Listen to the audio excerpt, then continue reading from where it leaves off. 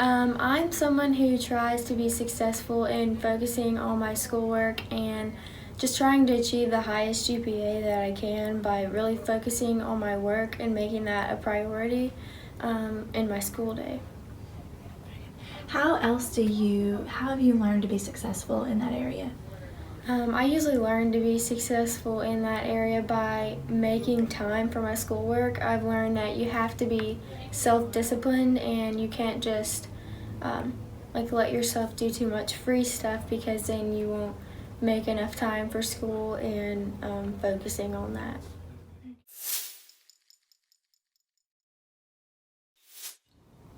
Hi, Justice.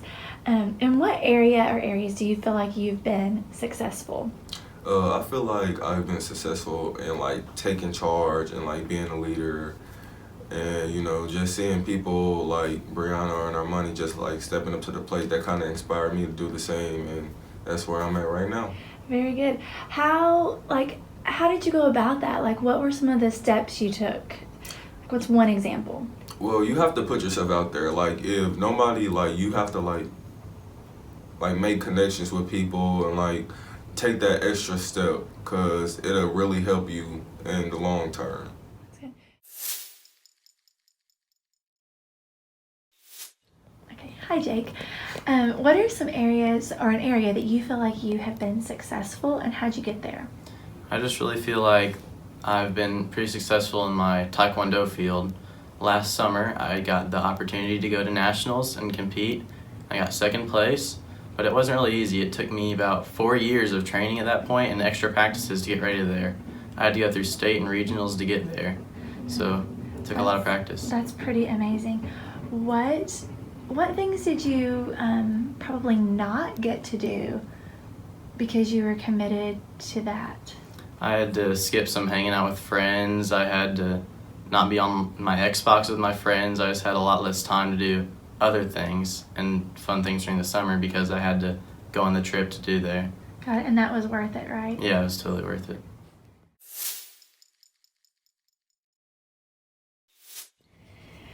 Hey, Dylan, so where is an area you feel like you've been successful? An area I feel like I've been successful is in athletics because I even picked up on 4 sports this year. So. Yeah, and that's a rare thing. So how'd that happen? How'd you become successful? I'd say it was just work ethic because you can't really just sit around and do nothing and expect outcomes to happen because you gotta work. I've lifted weights. I've been lifting weights for 3 years now. I've worked countless hours. I've went to professionals to help me out, and you just gotta work really hard to get to that situation.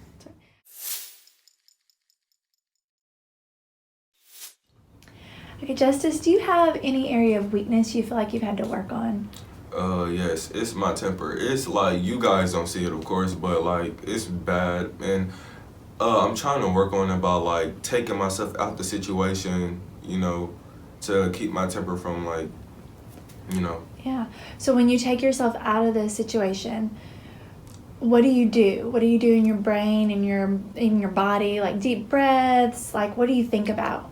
Well, I try to take myself out the situation, like just think about like the important parts of like why are you getting mad?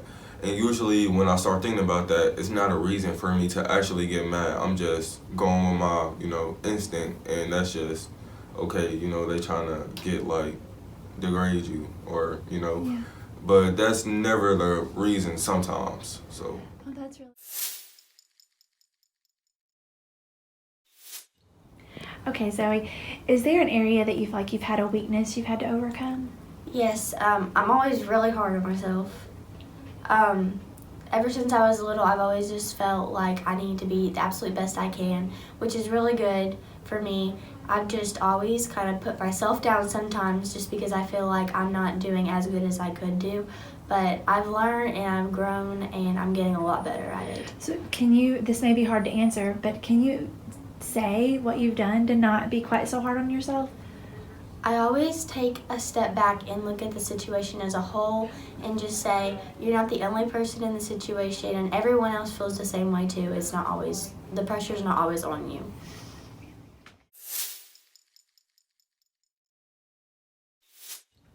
Okay, Jake, what is an area that you feel like you've been weak in and that you've had to work on?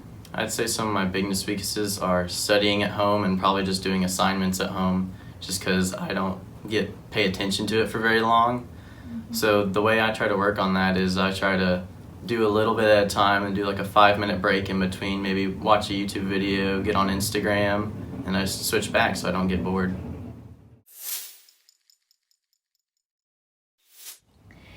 Karis, what's an area you feel like you've had some weaknesses that you've learned to overcome?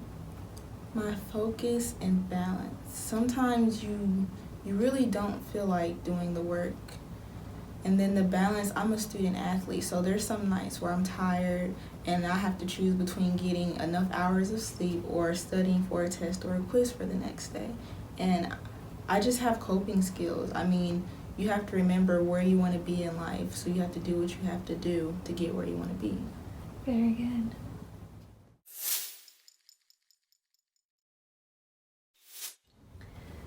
And Lily, how do your daily choices impact your life? So your daily choices are obviously very important for your life because it's going to create a habit and you want to make good habits. And so if you choose to, go to sleep late every night or wake up late, it's going to create a habit. But if you choose to make a good habit and you choose good daily choices every day, it's going to make a more proactive result in your schoolwork.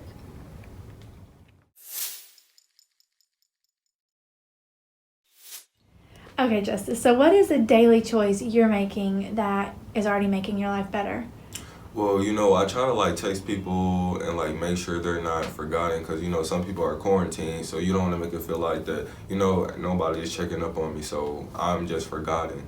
Yeah, you don't want anybody to feel like that. So if you have anybody that's quarantined, just text them, make sure you show them that they're not forgotten and you can't wait for them to come back to school.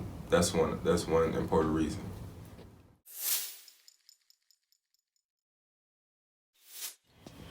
Okay, so what are some of the things you do daily that help you become successful? Well, I think the most important thing daily is to be happy, and for me, that's making time to spend with the ones I care about and the ones I love, but also to give me time so that I can self-reflect and just kind of be by myself, and that has really helped me grow as a person. It's a very healthy balance that I think everyone should do. Okay.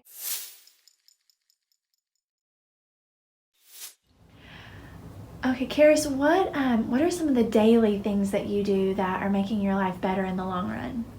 Having patience and understanding with others. Not everyone will ever have the same opinion as you, but you can't really be hateful about it. You have to be understanding because everyone's obligated to have their own opinions as long as they're respectful with it. That's great. So you feel like every day that you're learning to be more patient and understanding, what's that going to do for your life in the long run? It makes me a lot more strong-minded and a lot more respectful for others and myself. Very good.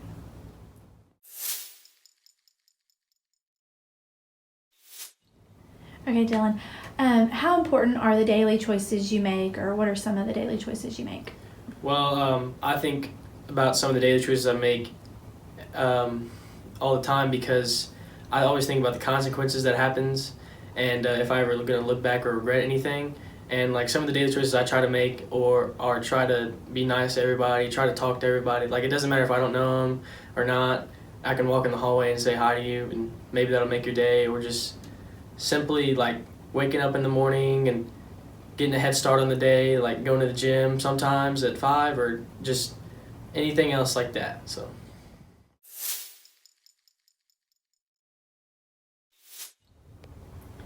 Lily, how do you handle difficulty?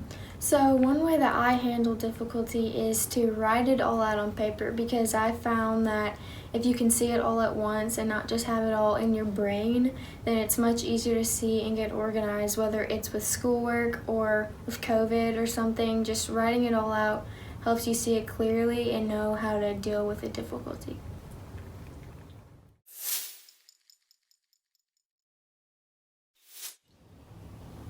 Zoe, We all go through difficult things. What are some of the difficult things? How do you handle the difficult things you go through? Well, about 2 years ago, my dad passed away, and that was one of the hardest things that I've been through and am still going through still. But I always just try to surround myself with the ones I love because they always just make you feel better about yourself, and just talking to them and putting your trust in them and others, it just helps a lot. And also I always pray about it and write down because, again, that self-reflection is really important.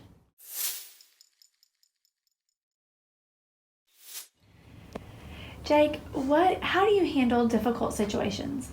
Well, I'd say I'm a firm believer in just getting it out. Whether you want advice or if you just want to talk about it, it just helps so much to get it off your chest, whether it be talking to friends, family, prayer, or boyfriend, girlfriend, whatever it takes, just get it out there, someone who will listen to you. Even if they don't really understand, it just feels good to get it off your chest and less compact. This year I really learned what coping skills are for, as far as I read books, I walk, I run, I play sports, and that's really what I do. Sometimes I even color because sometimes you have to take your mind off of things, and social media is a big thing, Oh my gosh. Social media good or social media bad? It's not always good for you. Okay. It affects your mindset heavily. So you take some breaks? Yes. Okay.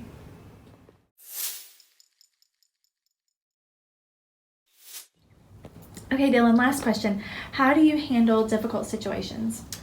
How I handle difficult situations is by just simply working hard, and I don't avoid the obstacle. If there's however long it takes to get through a situation, whether it's hard, whether it's easy, I take that and I work as hard as I can to get through that. And I have that mentality of never losing. I hate losing, and so when anything comes difficult around, I just keep pushing, and I do it until it's satisfying for me.